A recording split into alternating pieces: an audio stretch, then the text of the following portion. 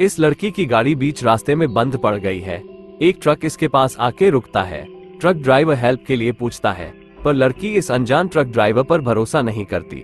फिर वहाँ एक कार आती है जिसमें एक शरीफ दिखने वाला बंदा होता है, तो लड़की उसकी कार में बैठ जाती है, पर उसे पता नहीं है कि उसने भारी गलती कर दी है, क्योंकि उसे सीट के नीचे डेड बॉडी नजर आती है। पता चलता है कि ये शरीफ दिखने वाला आदमी एक सीरियल किलर है जो इस हाईवे पर जवान लड़कियों का मर्डर करता है। अचानक कार रुकती है और ये आदमी इस लेडी को टूल से मारकर खत्म कर देता है।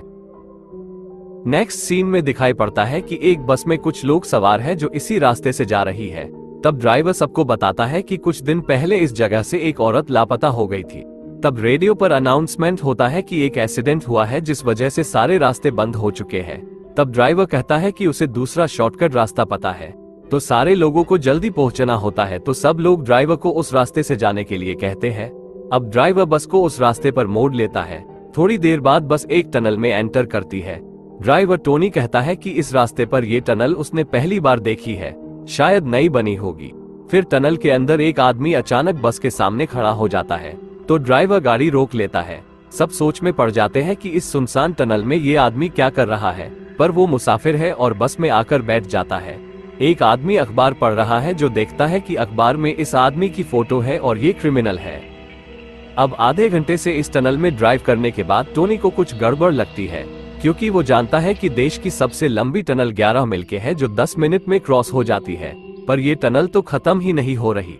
इसलिए ये लोग वापस लौटने का फैसला करते हैं, पर फिर से आधा घंटा फुल स्पीड से चलने के बाद भी इस टनल से बाहर नहीं निकल पाते। अब ड्राइवर बस को एक जगह रोक लेता है और सब लोग बस से उतरकर आसपास चेक करने लगते हैं। अब इस प्रेग्नेंट लेडी को उसका फोन रास्ते पर पड़ा मिलता है, जो 1 घंटा पहले उससे गलती से बाहर गिर गया था। मतलब इस टनल में कुछ तो अजीब है। सब लोग डर चुके हैं। तब ये ली नाम का आदमी सबको शांत रहने को कहता है और टनल में पैदल चलकर चेक करने को कहता है, पर इस अजीब टनल में खो जाने का डर है, इसलिए वो कहता है कि एक लंबी रस्सी को पकड़कर टनल में चला जाए। ये आदमी रस्सी लेकर आता है, फिर रस्सी पकड़कर ये लोग आगे बढ़ने लगते हैं। फिर थोड़ी देर के बाद दूर से 2 आदमी बस की तरफ आते दिखाई देते हैं। जब ये 2 आदमी करीब पहुंचते हैं तब पता चलता है कि ये तो ली और चेन ही है। हैरानी की बात है कि जहां से वो चले थे वहीं पर आ चुके हैं। दिखने में टनल सीधी है, पर बार बार ये लोग एक ही जगह पर आकर अटक जाते हैं। अब ये सभी लोग जान चुके हैं कि वो लोग इस जगह बुरी तरह फंस चुके हैं, इसलिए ये लोग सारा खाना इकट्ठा करते हैं और आपस में बराबर बांट लेते हैं। अब 4 लोग टनल की जांच करने के लिए जाते हैं और बाकी के लोग बस में रुकते हैं। जिन जब नींद से जागती है तो वो देखती है कि पूरी बस धूल से भरी पड़ी है, जैसे कि सालों से यहाँ पड़ी हो। बस को इस हालत में देखकर सब चौंक जाते हैं। टोनी खाना चेक करता है, पर सारा खाना भी सड़ चुका है। इससे पता चलता है कि सिर्फ ये टनल ही अजीब नहीं है, पर यहाँ पर टाइम भी तेजी से चल रहा है। जब ये लोग बस में आते हैं तब ली को बस में से एक नक्शा मिलता है जो पहले नहीं था। ऐसा लगता है कि किसी ने जानबूझकर रखा है। फिर वो इस नक्शे को गौर से देखता है और टनल की जांच करने लगता है, पर तभी सारी लाइट बंद हो जाती है। जब टॉर्च चालू करते हैं तो वहां पर ली नहीं होता है। नीचे जमीन पर एक खून का धब्बा नजर आता है, जिसे फॉलो करते हुए ये लोग एक दीवार के करीब पहुंचते हैं। ये लोग इस दीवार को तोड़ देते हैं। दीवार के पीछे एक अजीब सा कमरा होता है जहां इंसानों के कटे हुए हाथ होते हैं। यहाँ इन्हें एक और नक्शा मिलता है। नक्शे से पता चलता है कि ये 3 अलग अलग टनल है जो एक दूसरे से जुड़ी हुई है। चेन कहता है कि यहाँ से निकलने के लिए उन्हें सारे टनल को क्रॉस करना होगा और इस रूम से निकलने के लिए यहाँ एक खुफिया रास्ता होगा, उसे भी ढूंढना होगा। सब लोग रास्ता ढूंढने लगते हैं। यहाँ एक अजीब कैलेंडर है जिसके सारे पन्ने पर 15 जुलाई की तारीख लिखी होती है। कैलेंडर को दीवार से हटाने पर पीछे की तरफ एक दरवाजा नजर आता है। इस दरवाजे से ये लोग दूसरे रूम में पहुंचते हैं, जहां टीवी में एक लेडी को एक केव में फंसा दिखाया जाता है। फिर ये लोग दूसरी टनल में एंटर होते हैं, जहां उन्हें उन्हीं की बस मिलती है। चेक करने पर पता चलता है कि ये लोग एक अलग टाइम जोन में आ गए हैं। बस के अंदर से इन लोगों को खाना मिलता है, जिसके लिए ये लोग लड़ने लगते हैं। ड्राइवर टोनी को एक गन मिलती है। टोनी बंदूक की नोक पर सबसे खाना मांगता है और सारे लोग डर के मारे खाना उसे दे देते हैं। इस टनल में वक्त बहुत तेजी से आगे बढ़ रहा है, इसलिए सबको बहुत जल्द भूख लगने लगती है। थोड़ी देर बाद सारा को बहुत भूख लगती है, तो वो टोनी के पास जाती है और इसे सेड्यूस करके उसके पास थोड़ा खाना ले लेती है। जब ये लोग बिजी होते हैं तो वान चुपके से जाकर एक पैकेट चुरा लेता है, पर टोनी उसे पकड़ लेता है और उसे मारने लगता है।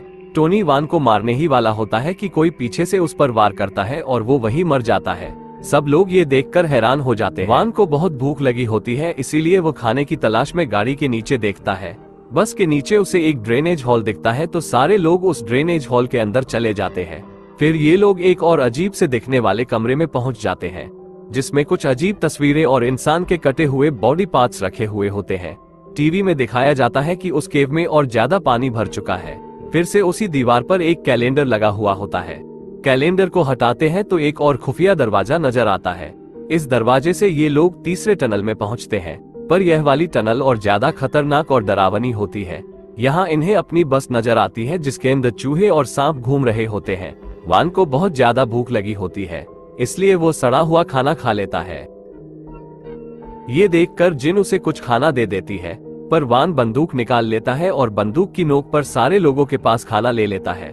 वान कहता है कि जब भी कोई मरता है तो हमें यहाँ से निकलने का कोई एक रास्ता मिला है, इसलिए तुम लोगों में से किसी एक को मरना होगा। इसलिए वो इस भाई बहन को एक कमरे में ले जाता है और उन्हें मारना शुरू कर देता है। वेन अपने भाई को बचाने के लिए वान पर हमला करती है, पर वान उसे गोली मारकर मार देता है। अब वान सारा को मारने की कोशिश करता है, पर पीछे से कोई आकर उसे ही मार देता है। अब दो लोगों के मरने के बाद एक और खुफिया रास्ता मिलता है, जिस रास्ते से यह सभी लोग चौथी टनल में पहुंचते हैं। चैन और सारा इस टनल की जांच करने लगते हैं।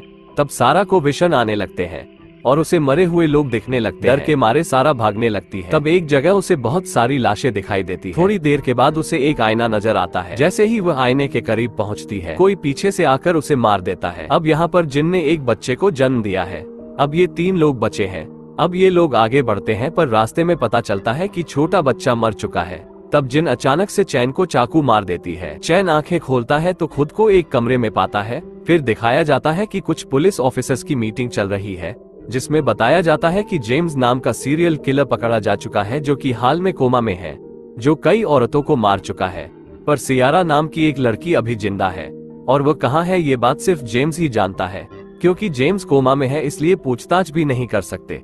इसलिए पुलिस टेक्नोलॉजी और साइकोथेरापिस्ट की मदद से जेम्स के दिमाग में जाकर पता लगाने की कोशिश करती है कि उसने सियारा को आखिर कहां रखा है। अब पता चलता है कि जेम्स के दिमाग में जाने वाला साइकोथेरापिस्ट कोई और नहीं बल्कि चैन ही है, और सियारा चैन की बीवी ही है, जिसे बचाने के लिए चैन ये सब कुछ कर रहा है। अब तक आपने जो भी देखा वो सब जेम्स के दिमाग के अंदर का विजन था। फिर उन्हें एक क्लू मिलता है, जिससे पता चलता है कि सियारा को नदी के आसपास कहीं एक केव में रखा गया है। पुलिस उसे चारों तरफ ढूंढती रहती है, पर पता चलता है कि अगले कुछ घंटों तक खूब बारिश गिरने वाली है, जिसकी वजह से नदी के करीब की सारी केव में पानी भर जाएगा। इसलिए सियारा को जल्द से जल्द ढूंढना होगा। अब चैन पुलिस ऑफिसर को पूछता है कि जेम्स के विजन में सारे कैलेंडर पर 15 जुलाई की डेट क्यों थी। तो ऑफिसर उसे बताता है कि इसी दिन उसके माँ बाप मरे थे। उसकी माँ का किसी से अफेयर होता है, जिसके झगड़े में उसकी माँ जेम्स के बाप को मार देती है। इस हादसे से जेम्स के दिमाग पर गहरी असर होती है। इन सभी लोगों को जेम्स के दिमाग में इसलिए पैदा किया गया क्योंकि इनके जरिए जेम्स के दिमाग से क्लू हासिल किया जा सके। ये सभी लोग जेम्स की जिंदगी से ताल्लुक रखते थे, पर टनल में एक और शख्स था जो लोगों को मार रहा था, जिसके बारे में अब तक कुछ पता नहीं चलता। अगले दिन चैन का सामने जेम्स से होता है, तो चैन उसे अपनी बीवी का पता पूछता है, पर जेम्स उसे कुछ भी नहीं बताता, पर उसे अपनी जिंदगी के अलग हिस्से दिखाता है। यहाँ इसे पाक मिलता है। चैन उसे अपनी बीवी के बारे में पूछता है, पर पाक की बहन उसे बताने से रोक लेती है। फिर चैन एक थिएटर में पहुंचता है। यहाँ उसका सामना उस कातिल से होता है जो टनल में सबको मार रहा था, और ये कातिल कोई और नहीं बल्कि खुद चैन ही है। एक सीरियल किलर के दिमाग में रहने की वजह से चैन का ये रूप भी एक किलर बन चुका है, जो सियारा को बचाना नहीं चाहता। इसलिए बुरे चैन ने टनल में सब लोगों को एक एक करके मार दिया था। अब पाक एक चाकू लेकर सियारा को मारने के लिए आगे बढ़ता है, पर वो ऐसा कर नहीं पाता। तब चैन पाक के पास आता है और उसे होश में लाता है। फिर उसे अपनी बीवी के ठिकाने के बारे में पूछता है। पाक उसे पता बता देता है और फिर वहां से चला जाता है। फिर चैन और उसका बुरा अवतार एक दूसरे के आमने सामने आते हैं, पर कातिल चैन असली चैन पर हावी हो जाता है। फिर दिखाया जाता है कि केव में पानी भर चुका है और सियारा गर्दन तक डूब चुकी है। उसे जल्दी नहीं ढूंढ पाए तो मौत पक्की है। असली चैन बुरे चैन को अपने रास्ते से हटने को कहता है, पर बुरा चैन नहीं मानता। अब असली चैन इस कातिल चैन को काबू करने के लिए खुद को गोली मार लेता है, जिसके कारण कातिल चैन मर जाता है। अस्पताल में जेम्स को होश आ जाता है जो कोमा में था, पर अब वो बिल्कुल बदल चुका था और एक अच्छा इंसान बन चुका था। फिर वो सियारा का पता बता देता है और पुलिस सियारा को वक्त पर बचा लेती है। पर अंत में हमें दिखाया जाता है कि चैन इस टनल में भटक रहा है जो अब कभी वापस नहीं आ सकता।